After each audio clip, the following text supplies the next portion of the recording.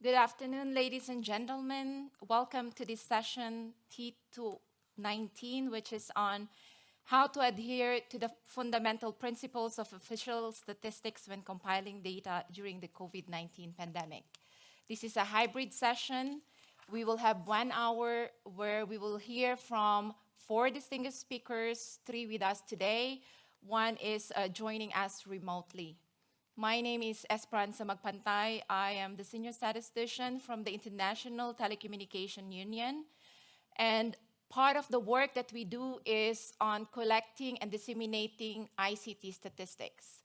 One of the most important indicators that we collect is on the number of mobile cellular subscriptions around the world, as well as the percentage of the population covered by the mobile signal. So out of these statistics that we produce, we see that the use and availability of mobile cellular phone is widespread around the world. And so is the data that are generated by users of those mobile services and mobile devices. So this session particularly will focus on the use of mobile phone data, especially during the pandemic, especially during the COVID times that we are experiencing right now. This work that we are going to present to you is done by a task team that is part of the UN Committee of Experts on Big Data and Data Science for Official Statistics. This group was initially called the UN Global Working Group on Big Data for Official Statistics, which was created by the UN Statistical Commission in 2014. The main objective when it was first created was to prepare guidelines and methodologies so as to help countries use mobile phone big data and take the benefits in terms of its application in different areas of statistics. So the UNCEBD, as it is called now, is currently operating through its 8 task teams that looks at different sources of data, including scanner data, mobile phone data, AIS data, and also cross-cutting issues such as capacity building and privacy-preserving techniques, measuring rural access, among others. And so specifically this afternoon, the work that we are going to present to you is an outcome of the mobile phone task team. And this is a work that was done by people that you see around the room now. And this is to highlight how we can use mobile phone data while and implementing the fundamental principles of official statistics while measuring things that are needed for policy making in a timely and more granular level.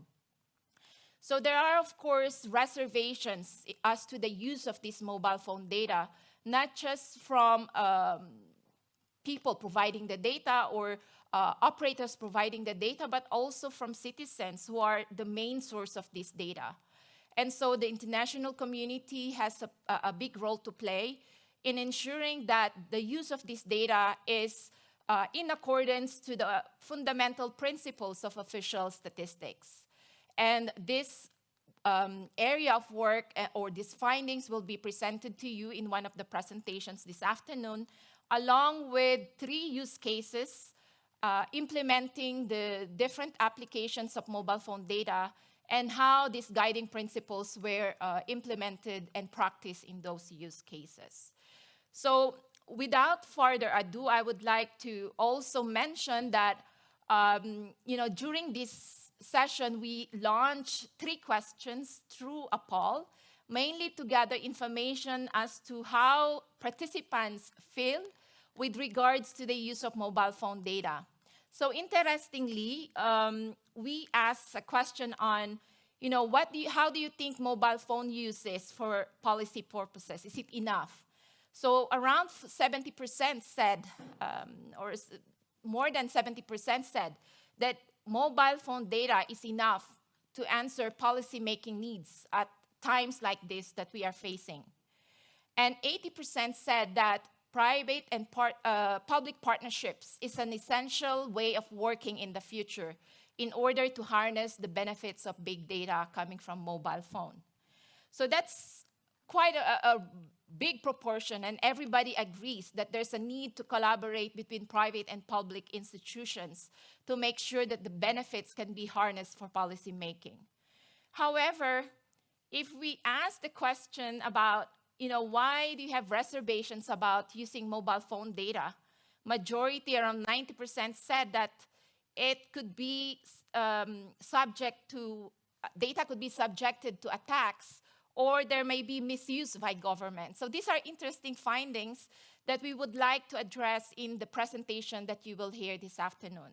So without further ado, I would like to introduce to you our first speaker this afternoon, Mr. Ronald Johnson. He is the Assistant Director of the UN Statistics Division, and he will talk about the guiding principles that relates to the use of mobile phone data to ensure that the fundamental principles of official statistics are respected while using this type of data. Ronald, you have the floor. Thank you. Can you hear me? Yes, thank you.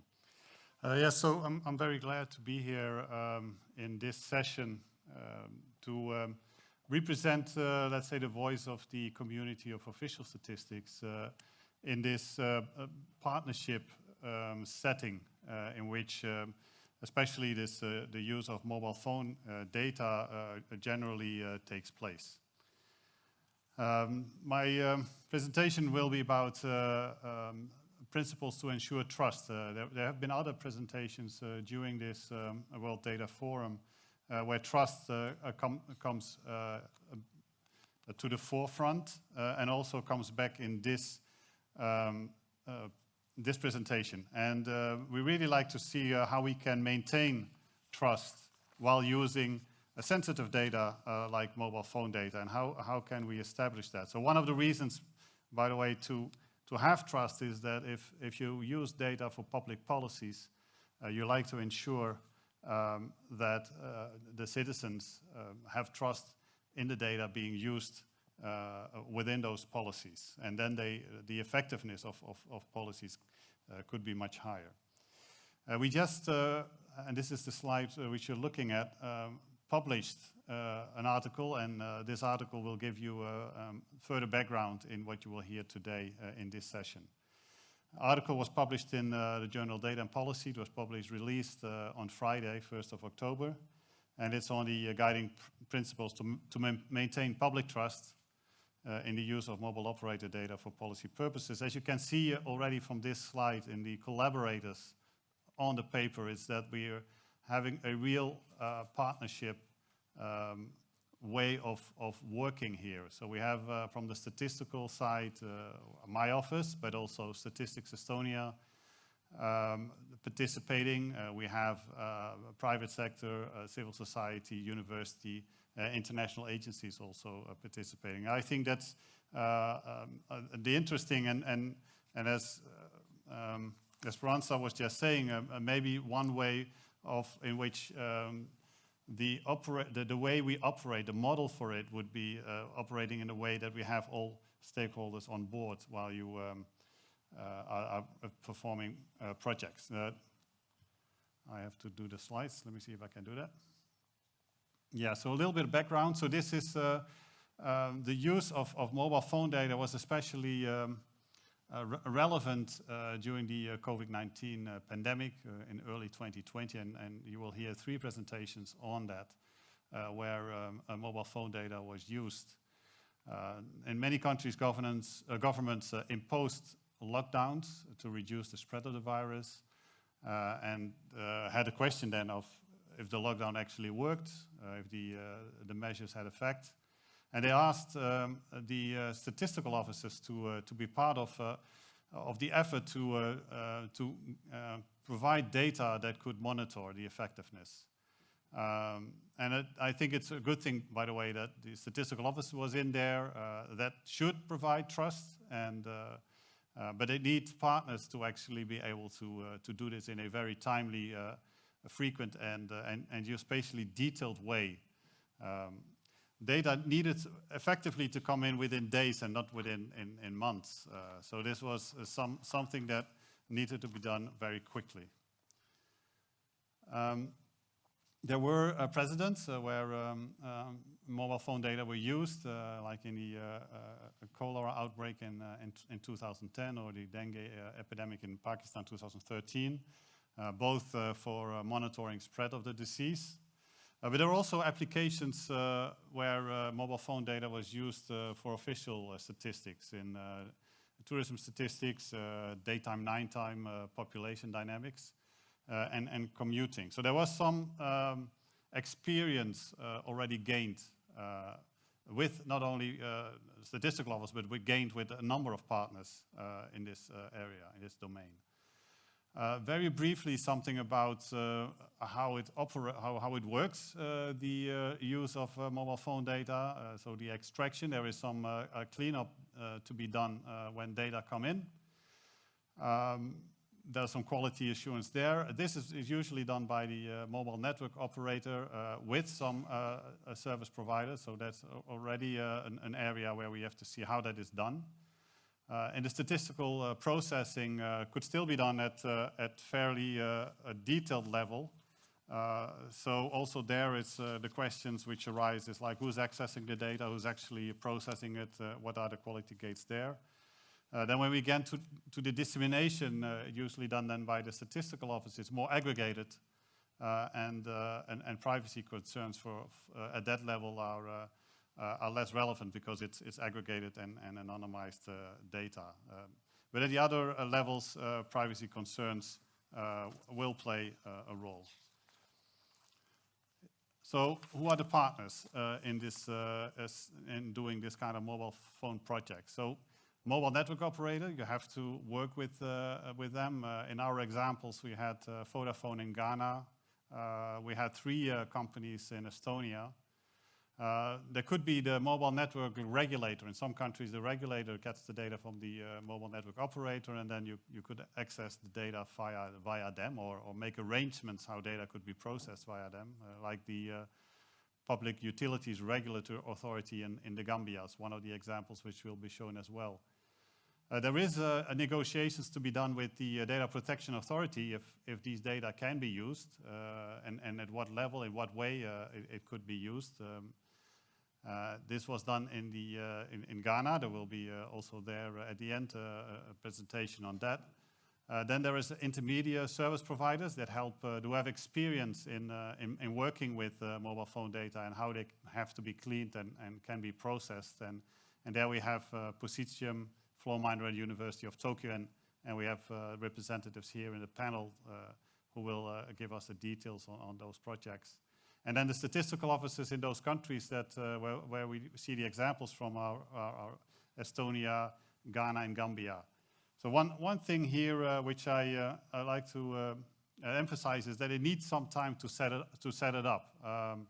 And what you will hear is that in the cases of Ghana and the Gambia, for other purposes, there was the arrangements between the various players indicated here was already set up, and that can take some years to get that established, especially with the mobile network operator and the Data Protection Authority to sort out all legal issues that can play a role. But once it's set up, it can move forward quickly. Still, there are, of course, questions about how mobile phone data are being used. I mean, these are the public concerns, if you like. Do we really need to use mobile phone data? Could we have done it differently? Who is accessing the mobile phone data? Is it secure? Can we trust those companies who are working in the partnership? Are the results reliable and trusted?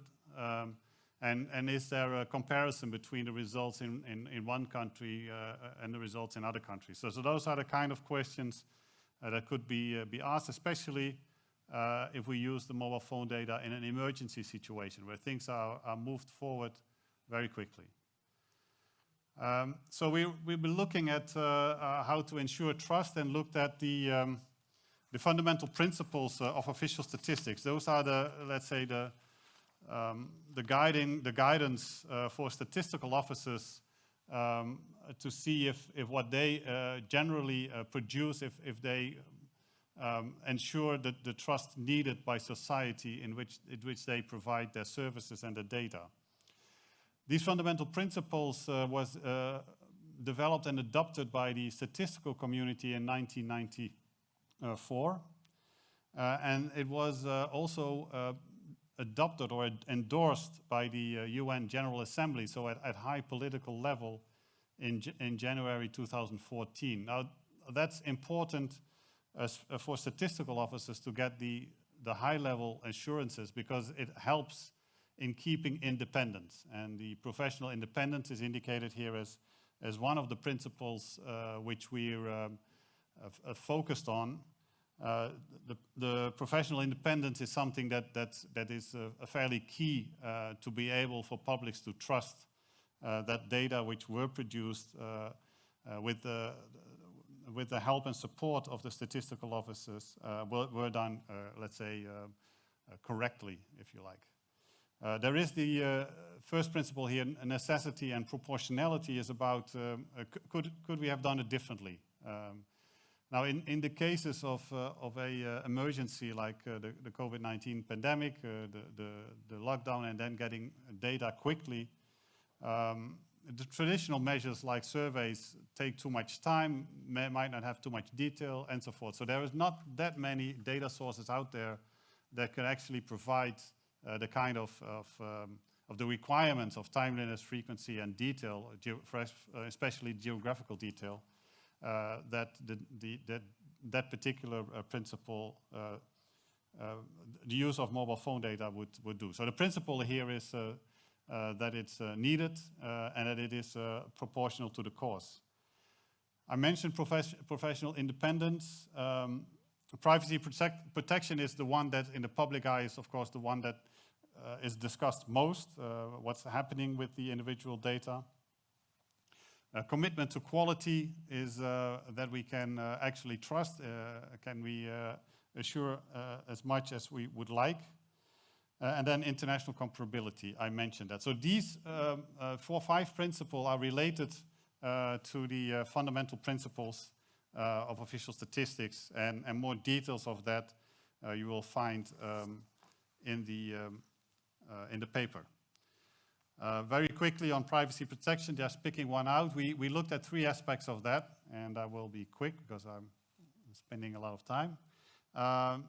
Three, because of the various players that we have. We looked at the statistical kind of confidentiality and the IT security. That's from the community of official statistics, but also we looked at society, where you have the Data Protection Authority, and then there are, in addition to that, sector-specific regulations, like the one for the electronic communication sector. In Europe, for instance, you have an e-privacy directive, which limits the use of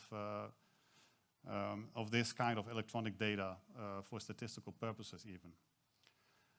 This is my last slide, just to indicate that there is some trade-off. So what we try to do here is give guidance, say if you really adhere to these kinds of principles, your projects that you do have or should inspire trust in how it was done. But if you just looked at the middle one, the privacy protection related, trade-off with quality and fit for purpose. In privacy protection, you usually would like to have really people not touching more than aggregated data. But if you have only aggregated data, then the quality of what you produce is less than what you would have if you have fairly detailed individual data to work with. And similarly, if you have very aggregated data, maybe the data are not as fit for purpose as you would have wanted it, or if you would have had access to very detailed data. So I stop there, and you will hear from the other panelists about the real examples in the country, how it worked. Thank you. Thank you, Ronald, for that very interesting presentation. So you heard about the 5 principles, and these are very important principles that we will hear how they are implemented in the 3 countries. I'll start with Sim, but before I give the floor to Sim, I just want to mention that if you have questions, please put them in the platform. We will try to address them during the question and answer. And then for the rest, I will ask the floor to raise them later on. So our next speaker is Siim Esko, who is the head of international sales of Positium in Estonia, and he will share with us how these principles were implemented in the Estonian case. Siim, you have the floor, please. Thank you. So let me ask, have you been in a situation where you're asked to do something that is seemingly impossible? So the COVID-19 pandemic produced many of these kind of challenges. We were all there. We remember how it felt. This was the start of 2020. The pandemic raised its head. International travel created the conditions for the spread of COVID-19, of course, so travel stopped. We see these kind of pictures. The pandemic then became a domestic problem that needed to be dealt with by all governments and needed to be dealt with fast. The race was on for data. Anything and everything to base decisions on. Decisions that restricted freedoms, like the freedom of movement. In Estonia, on 12th of March,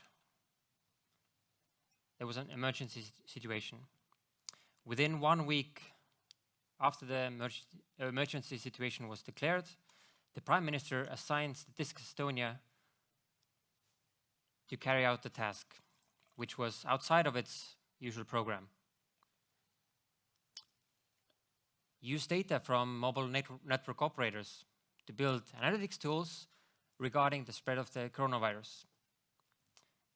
And the deadline was 2 weeks.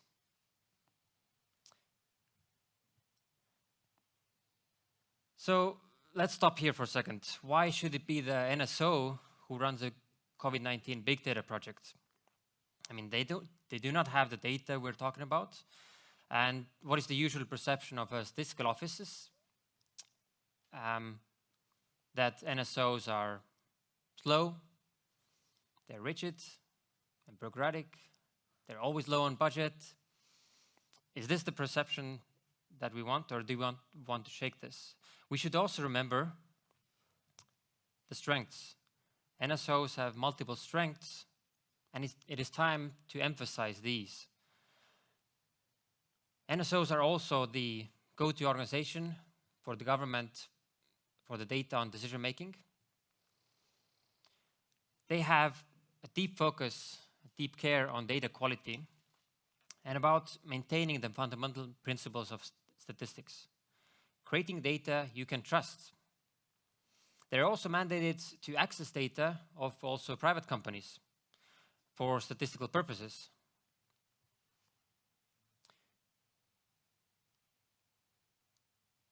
And these points become relevant as the work started to get the approvals to go ahead and do everything in 2 weeks.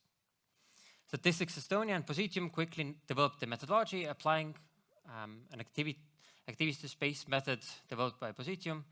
Further, the terms of reference were negotiated between the operators, Telia, Elisa Tele2, the IT Association, the Government Crisis Committee, the Data Protection Agency, Minister of Justice, Minister of Economic Affairs. You can see there are a lot of stakeholders involved. And commendations to the 3 operators as well. They reacted quickly to the request. They knew their data well and were able to move fast with the implementation of the methods and the data transfer as well. The dashboard was online in 2 weeks to provide a daily update on mobility, combining data from all operators. So this system provided live updates to the Prime Minister's and Crisis Committee's offices.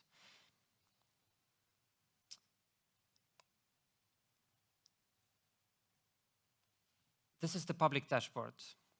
It shows the status on mobility, or actually how many people were staying in one location, so being sedentary. You can see the trends over days. People stayed at home on weekends. Clicking on a unit reveals a pop-up where you can see the timeline for any area you select, either the country or a municipality. So this was the public dashboard. It was crucial in communication to show the people what the data shows, and it helped to gain public trust as well. Communication was always proactive. But the government got more detailed data. For example, it was possible to quantify how much the travel distances changed for each municipality for every day, how it went down after the state of emergency was declared, or how time spent in the primary location changed after the mobility restrictions were put in place, and many more interesting insights from the disaggregated data that Statistics Estonia and the data analysts received and analyzed. And of course, as the waves come and go, now that the procedures have been set up, it's easy to start a project again, and it can be repeated during every emergency situation, and of course, make comparisons over time. So it was not always easy. So how did the speeds we had to deal with play into those strengths I mentioned earlier, that commitment on quality, guiding principles? There were challenges of working with the data. The main challenge was balancing privacy and quality principles and transparency in all three stages of the quality. So input, processing, and output. And working with three mobile operators, of course, provided headaches in terms of transparency and in implementation. So there are numerous ways, at least 3 times 3 ways, that something would go wrong. And we didn't see what was going on within the operators. All you could have was the output. So it also allowed for certain triangulation, because we had 3 mobile operators. So we could triangulate what is the correct result and what could lead to some inconsistencies that would come up, but it would not come up by just using one operator's data. So Positium provided a list for the operators to check the input data quality, and the output data quality was done automatically through automatic checks daily, and then weekly as well by manual work. And we try to adhere to all the principles at all times. The principle of necessity, of course. Mobile phone data could give daily information with a two-day time lag that covered most of the population. Also privacy protection, working with 3 MNOs but getting only aggregate data while not disclosing any of the MNOs' business secrets. That was a principle of professional independence by the Statistics Office. And of course, commitment on quality. So some lessons, and we have to think of what if the privacy issue could be solved by technology. There are privacy preserving technologies out there. Could we have, for example, more detail by implementation of more complex methods, or we could have better quality control because we have increased transparency on the input and processing side, or we could develop more use cases. For example, use cases on understanding the impact of cross-border travel, disease spread models, change in transportation during COVID, and so on. So the same data could be used to enable statistics production also that got impacted during the pandemic. There was one pipeline that worked at the same time. The Central Bank of Estonia continued producing travel statistics through raw data from mobile positioning sources, even through the pandemic. And this time series has gone on from 2009 until today without stop, and with good results. So in the end, how to start? Of course, as Ronald mentioned, the data pipeline should be set up before the crisis hits, and you have to include all the relevant stakeholders, even though it might be tough. Cooperate with the solution providers who know, and the data providers, of course. And of course, the following presentations that will introduce even more best practices. Most of all, remember your strengths as national statistical offices, remember your principles. So this was our way to achieve timely mobility monitoring during the COVID-19 crisis while respecting the fundamental principles of statistics. Thank you. Thank you very much, Sim, for highlighting the Estonian case. I took two main points there.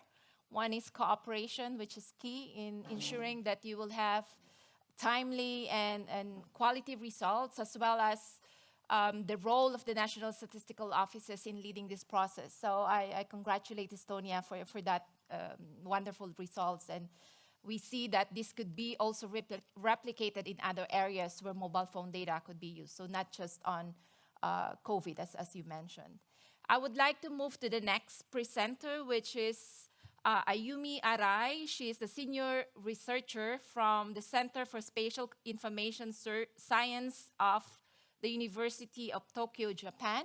She will talk about the Gambia use case. Ayumi, you have the floor. Okay, thank you very much. Okay, first let me start with the country context.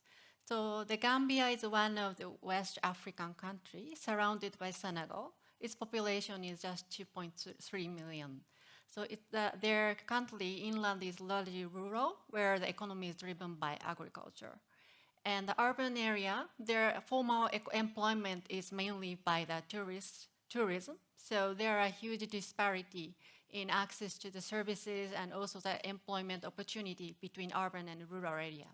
So in this context, in the Gambia, internal migration is very important role for the economy. So before COVID-19, our engagement started to support the GBOS, Gambia Bureau of Statistics, in complementing migration statistics, because migration statistics is very important for their economy. And we started to establish a platform to discuss their policy relevance, and we try to ensure that the technical and organizational measures are in place to protect privacy. Here we have four groups of stakeholders. One is a data producer, PURA, which is a regulator, plus two MNOs. As a data user, we have a National Statistical Office and the Data Protection Agency. At the time, we didn't have the one, so we formed a committee to examine the privacy preserving technique and also discuss how the data is used. And as an intermediary, the World Bank and University of Tokyo provide a technical capacity and also facilitate the communication between key stakeholders. So after the COVID onset, there was a need that they want to understand the impact. They need an evidence base or statistics for understanding the impact of the COVID and also the enforcement measure. Because after the onset, the government immediately imposed a social distancing policy and also declared state of emergency. So it collapsed our tourism in the urban area. So many people left the urban area to their hometown, which are mostly in the rural area. In this context, mobile phone data is relevant for understanding the situation because the data is timely and frequent to assist an NSO's data collection.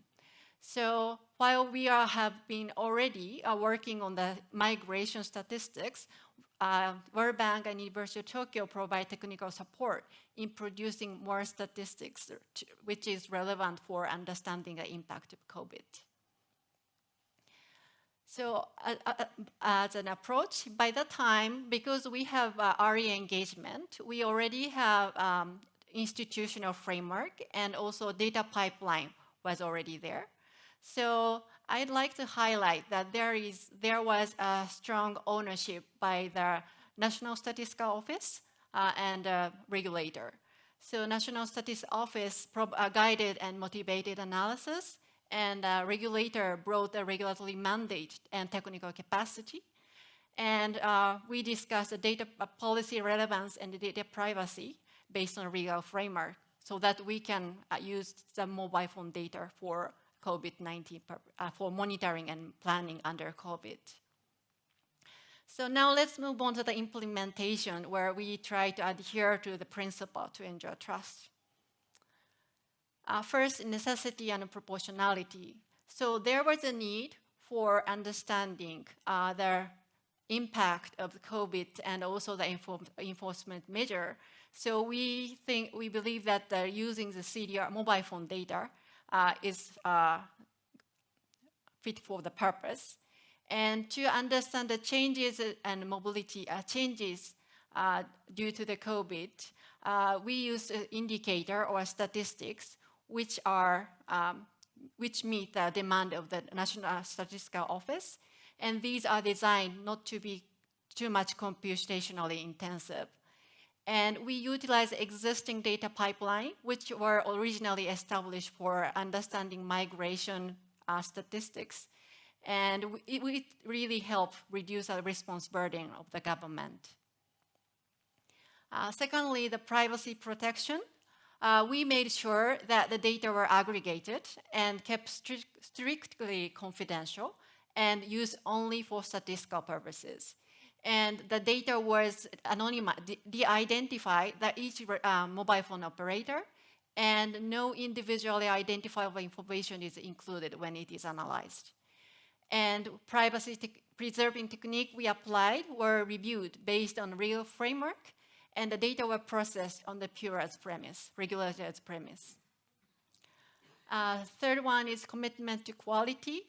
So before we start analysis, we examine the validity of data so that the change we are looking at through that mobile phone data is not because of the changes in, for example, the phone usage pattern or number of users due to COVID.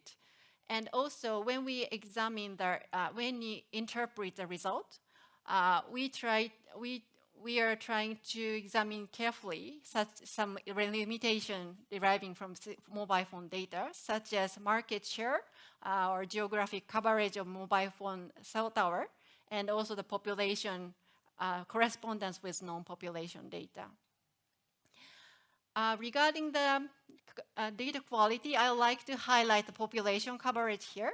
So we have a data from 2 MNO, and it could cover the approximately 70% of market share, and also, it covered 2 different socioeconomic groups. One MNO is leading MNO with a high population, popular in rural area, urban area with high-speed internet, and the other is a more popular in rural, but which provide only voice and SMS services.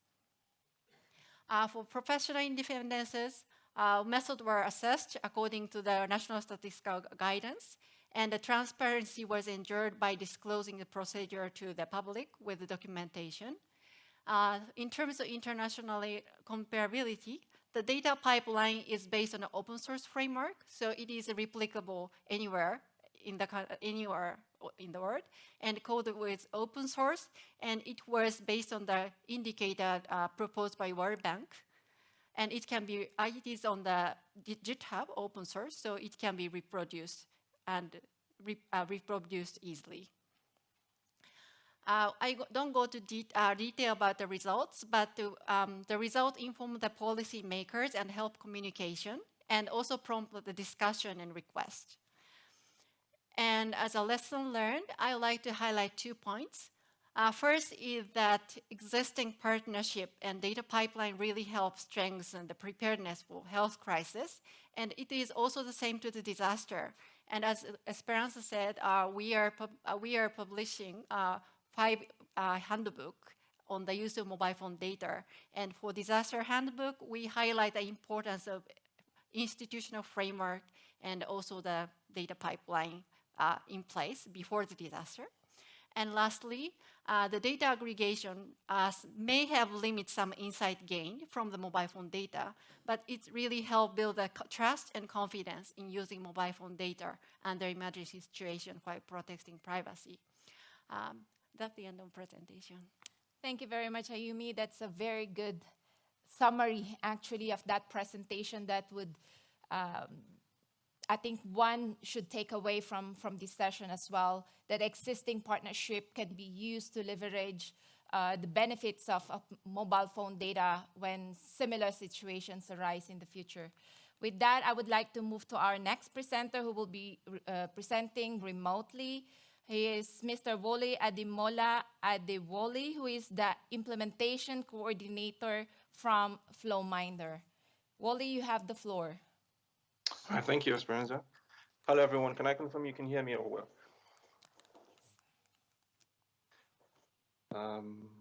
Okay, I'm just going to assume you can hear me and run through the presentation. Fine. So I'm going to be talking about the Ghana use case. And my name is Wole Ademola, like Esperanza said. And really, the Ghana use case is a unique public and private partnership between a mobile network operator called Vodafone Ghana, the National Statistical Agency, and the Flowminder Foundation, who is the technical partner. And both of them, this partnership was aimed at leveraging the use of mobile phone data to produce official statistics. And it started as early as 2018. It's the first of its kind in Ghana, one of the first in Africa. With this kind of public and private partnership. And really, because of the early start in 2018, we were able to go through the legal and technical setup before COVID-19 came into the forebear. The objectives of the project was hinged around three pillars. The first one is the production of official statistics from the use of mobile phone data. The second one was particularly focused on strengthening the National Statistical Agency in utilizing mobile phone data. And the third one was to create an enabling sustainable use of mobility information. And all these objectives actually helped solidify the use of the data when COVID-19 set in, to help us understand the effect of COVID-19 restrictions and social gathering and internal mobility patterns. Like I said earlier, the project started as early as 2018, and we were able to actually deep dive into having all the pillars of the project set up and all the components set up, such as the technical setup, where we had to install the FlowKit, a open source software developed by Flowminder within the firewalls of the MNOs. Also, we were able to hash out some of the partnership framework between Vodafone Ghana, Ghana Statistical Service, and Flowminder. And importantly, the legal agreement and compliance were really, it took us about 18 months to get to the agreement signing, which we had to look at GDPR compliance, and also we had to have a series of engagements with the Ghana Data Protection Commission to ensure that we got like a no apologies, a no objection certification of the project. One last step is also to ensure that we provided access to the data. We developed an API to ensure ease and secured access to the aggregate and anonymize the data that was being generated. And importantly, to ensure an oversight and direction of the project, a steering committee was set up comprising of government and non-governmental key agencies represented to ensure that the project is being steered in the right direction and being used for the right purposes. This is just an overview of the flow of how the technical setup was established. If you look at it there, you see FlowKit behind the firewalls of the MNOs, Flowminder connecting remotely to and securely to access and install the FlowKit installation. And once that is done, it actually produces aggregated and anonymized CDR data, which is accessed by Ghana Statistical Service through a secured VPN.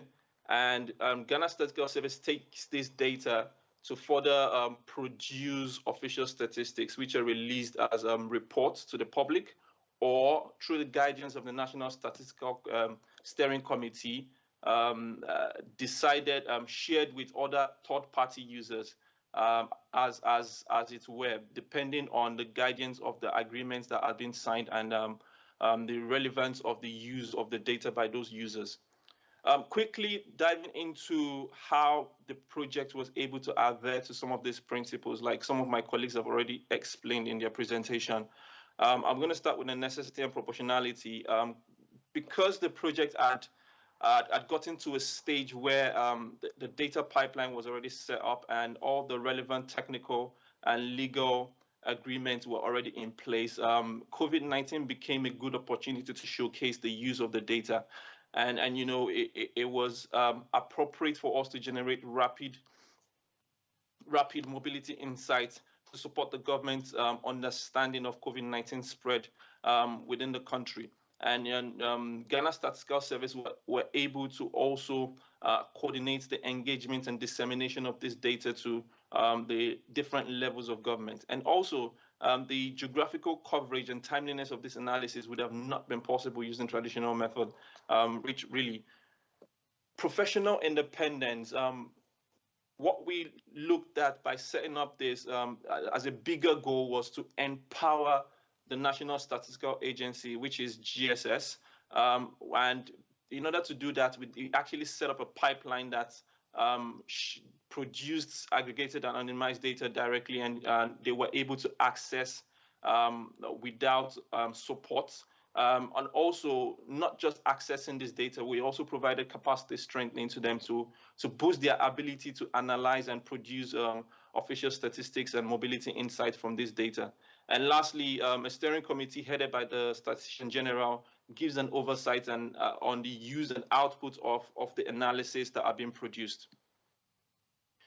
Privacy is a big one, and like I said previously, it took us about 18 months to actually tick all the boxes that were required to ensure that the project had a no objection from the Ghana Protection Commission. All data processing were done within the premises of Vodafone Ghana and behind their firewall. Only aggregated and anonymized data were released from Vodafone Ghana, and no individual level data leaves the control of the mobile network operators. This was very big. Also, CDR data analysis were expressed as percentage of an average baseline period of what we call a normal, to further ensure the sensitivity and of the data is protected. In terms of commitment to quality, we all understand there's some limitations to the use of CDR data, and these limitations were rightfully acknowledged. For example, in Ghana, we were only able to access data from one mobile network operators, and as such, it meant that the output or analysis of the data could potentially be skewed to not having been nationally representative. And also, steps are being taken to mitigate some of these known limitations by scaling up to entire population using phone usage surveys and things like that. So these are steps that are still ongoing in the course of the project, and we're hoping to consolidate on. Lastly, international comparability. An open software kit called FlowKit was used to analyze the data. This was developed by Flowminder and is also publicly available in the domains. And detailed documentation of the analysis produced are also publicly available for comparability and also for reproducibility. And you know, these are some of the key findings in the last report that was published on the 27th of April. Importantly, it shows that there was a sharp drop in mobility coinciding with local lockdowns, which obviously the government were keen on understanding, and slow recovery and mobility measures were noted in June to December 2020. Quickly, because of time, this is a snapshot of some of the analysis that were produced from the mobile phone data. And this is showing the number of trips between any two districts within each region, excluding Greater Accra and Ashanti. And you can see, if you're very conversant with Ghana the regions in Ghana, you see the northeastern part having like an increased number of trips even after lockdowns were lifted. So there's a lot of variability in between in number of trips across various regions and districts. Also, this is another slide showing us the some of the analysis that was presented to the government. And in this slide, we're looking at the presence in Ghana, presence being the number of subscribers as expressed against within a particular region as expressed against the total population. And you can see there during the COVID lockdown, as indicated as number 2, there was a sharp drop in the number of presence within Greater Accra and Ashanti region, and this picked up after lockdowns were lifted, and is still trying to get its feet back up to pre-COVID period.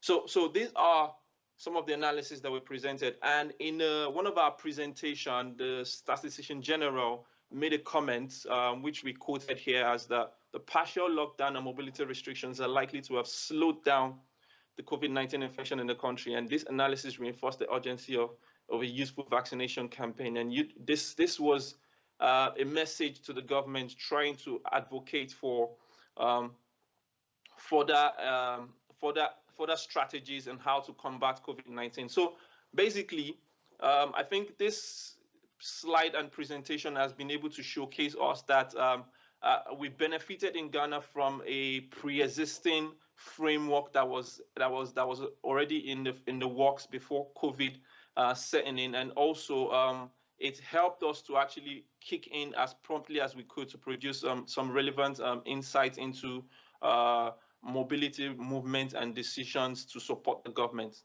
I'll hand over to you, Esperanza, and say thank you.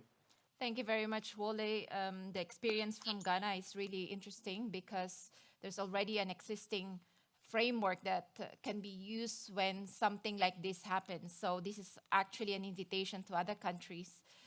It's not too late to start the process. I think this is a takeaway that NSOs should take home with them. If you are not doing so in your country, to speak with other stakeholders so that you can have access to the data and data that could be analyzed for similar situations. So with that, I would like to open the floor for questions. With the interest of time, I would like to take 2 questions from the floor and probably 1 from the online participants. I have one gentleman there.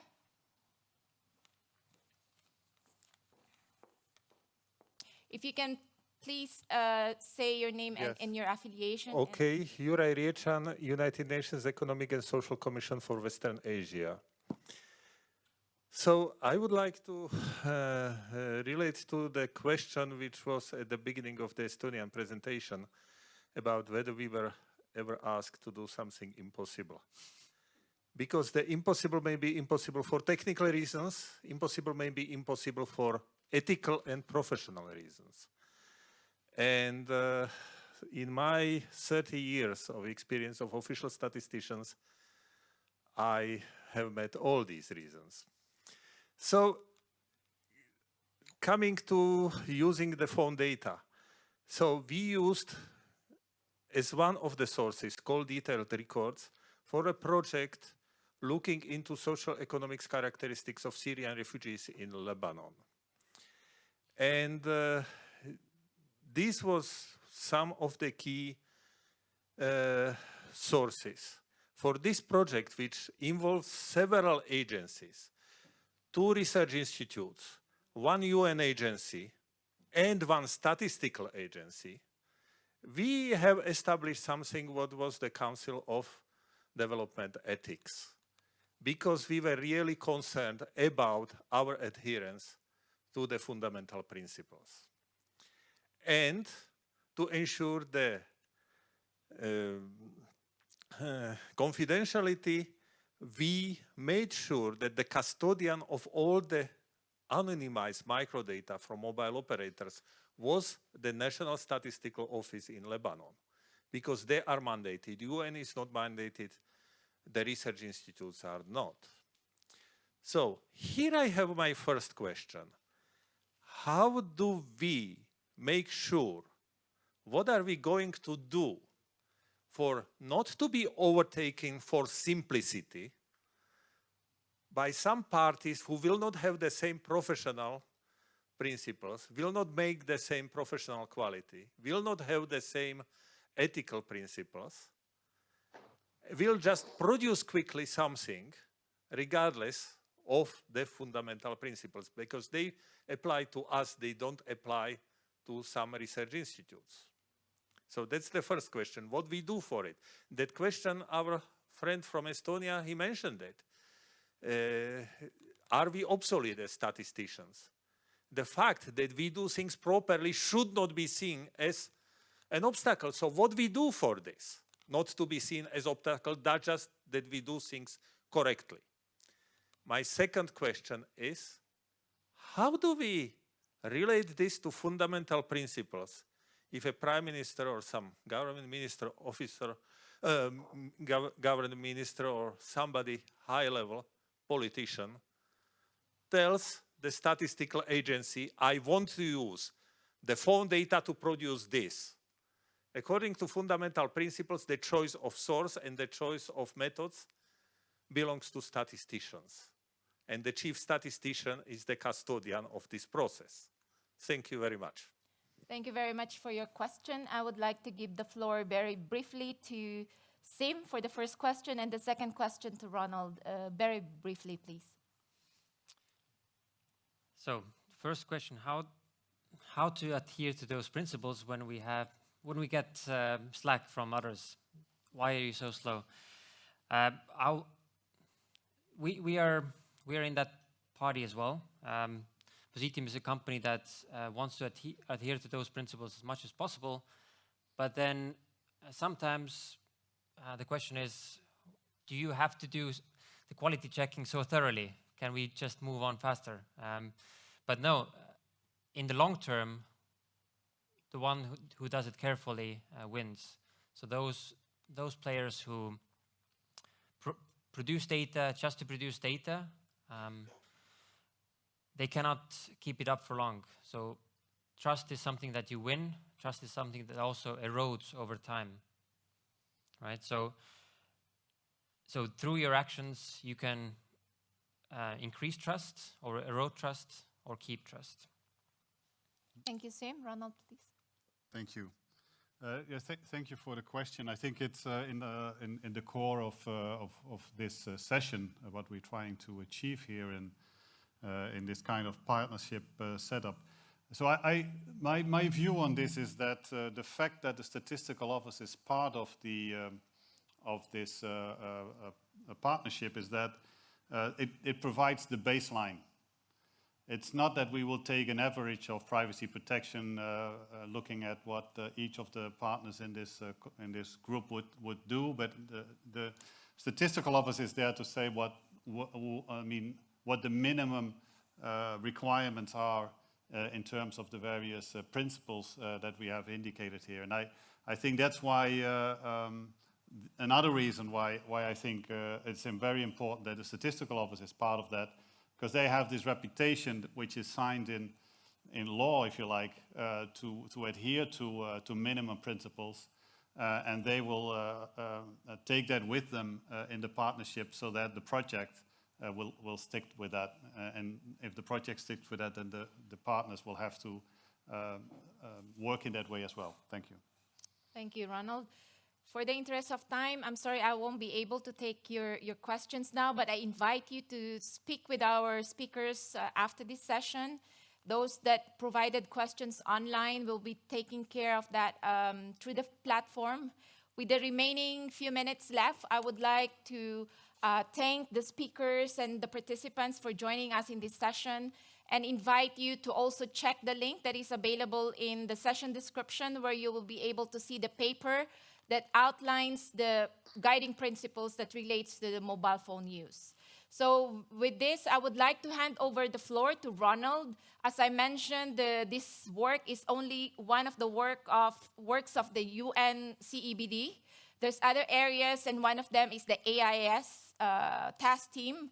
And Ronald will hand over. Yeah, so I would like to ask, do I have the mic? Yes. And like, oh, You still had have it. the mic? No.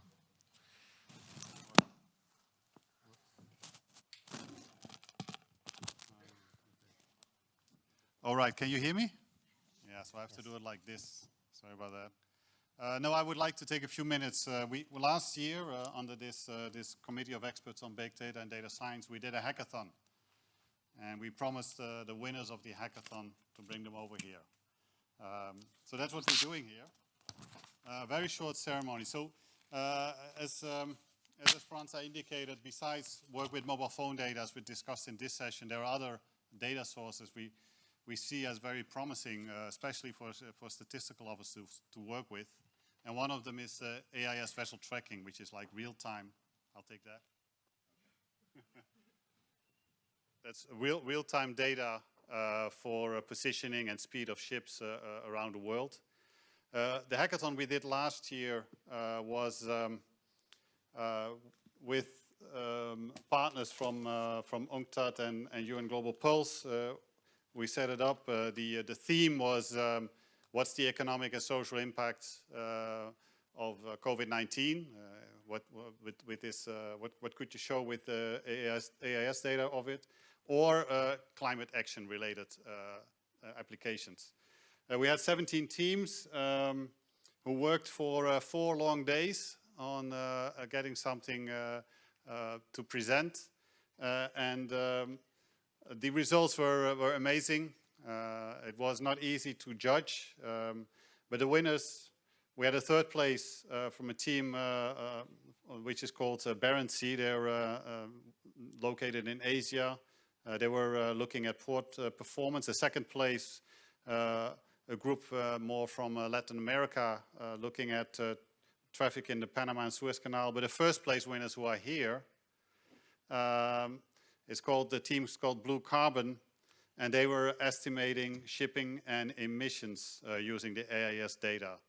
And I would like to ask these winners, the team, to come here. I would also like to show the video of a very short video of the application they made. Please go ahead.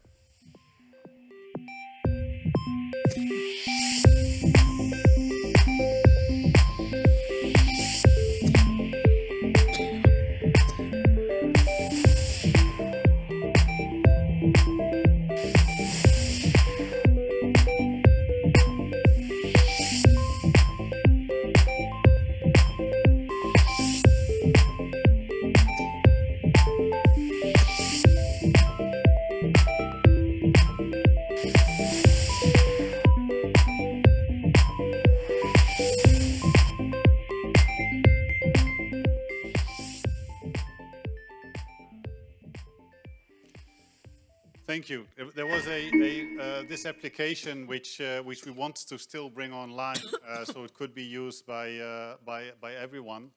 So it's on shipping emissions.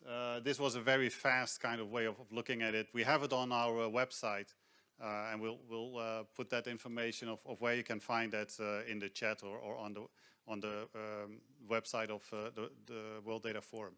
So here we have. First of all, it was a group of 6.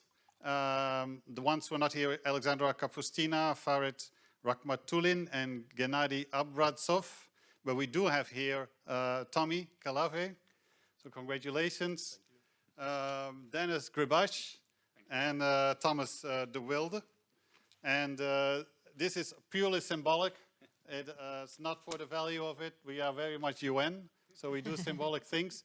But I think it was really great to see how these teams were producing very good applications in this hackathon. We're going to do another hackathon at the end of this year with a variety of data sets, and we do that with the UN Youth Group. And we're very also there looking forward to some results. So this is for you.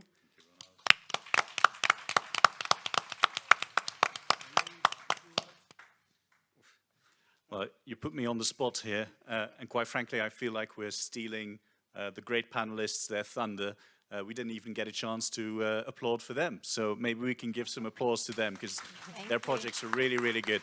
And quite frankly, it's extremely humbling to learn about these projects and to see those wonderful fundamental principles that they need to adhere to, because of course for us in the private sector it's slightly easier. Recording in progress. If anything, it's shown us that the public-private partnership is really the direction we want to go.